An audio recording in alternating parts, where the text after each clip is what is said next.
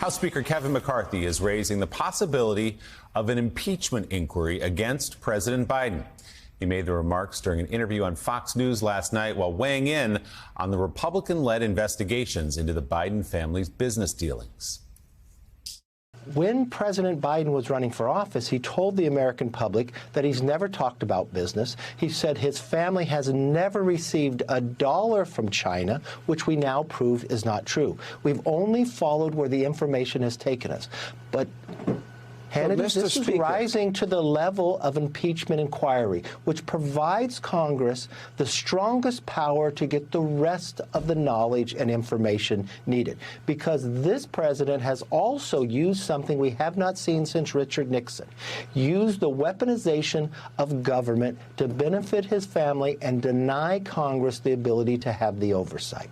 I believe we will follow this all the way to the end, and this is going to rise to an impeachment inquiry the way the Constitution tells us to do this, and we have to get the answers to these questions. The White House spokesman for Oversight and Investigations, Ian Sams, later responded, writing, quote, "Instead of focusing on the real issues Americans want us to address, like continuing to lower inflation or create jobs, this is what the House GOP wants to prioritize.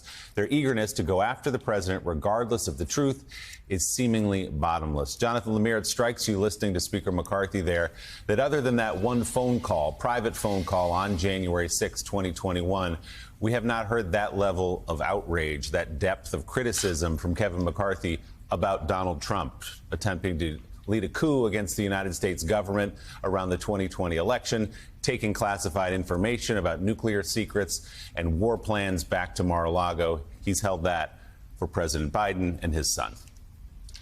Yeah, and let's fact check him right off the top. They haven't proven that there was any wrongdoing here, despite what he said last night. And the House GOP is kicking up whistleblower after whistleblower alleging wrongdoing, but have yet to provide any concrete evidence. Did they ever find the fugitive guy, Lemire? Have they found him yet? The guy with was it the guy with the one arm? No, the arms dealer. No, he's been missing. There's another guy who's, I believe, under indictment, in federal indictment because of his wrongdoings and this matter. And they had a couple members of the IRS came up last week and did testify that they felt like this should have been a matter that should have been prosecuted further about Hunter Biden.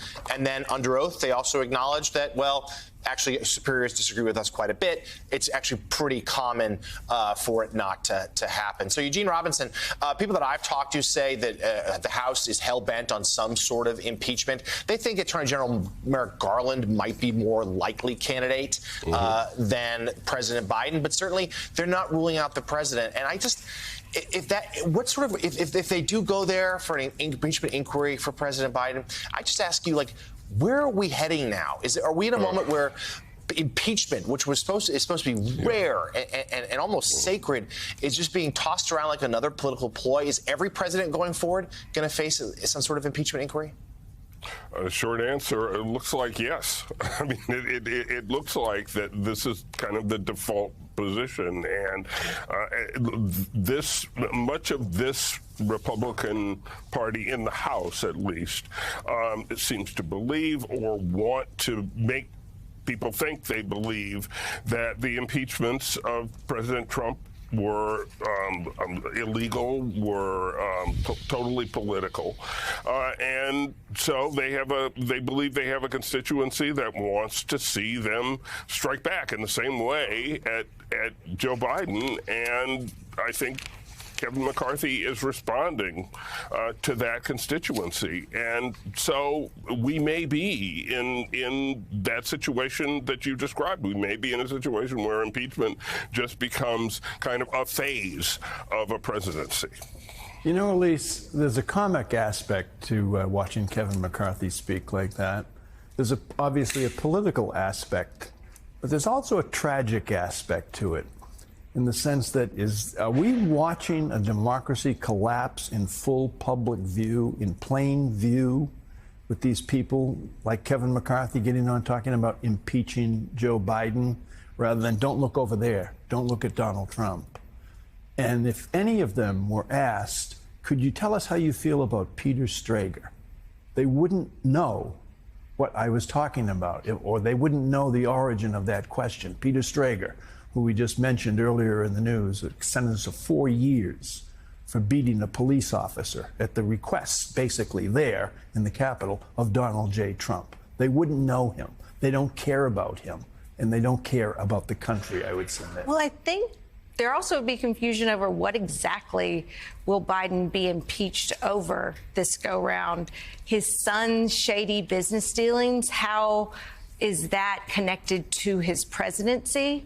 You can say it's untoward. You can say it really looks terrible. You can say it reeks of corruption. But if the president is not connected, how do you go forward with an impeachment? And I guess they're alleging that the IRS didn't go hard enough at the president's son. That just doesn't seem to rise to the level when think of how many 1%ers get away with so much every year from the IRS. It only furthers the argument we need more agents, and we should actually get taxes from people who should be paying taxes. We should remind our viewers those former IRS agents that testified last week before the Oversight Committee raised their concerns to the Trump Justice Department, who didn't make much of them at all. And as we've said many times in the show, if Hunter Biden committed a crime, show the evidence, convict him if he's guilty, but they have not proven, as John points out, a connection yet to President Biden himself.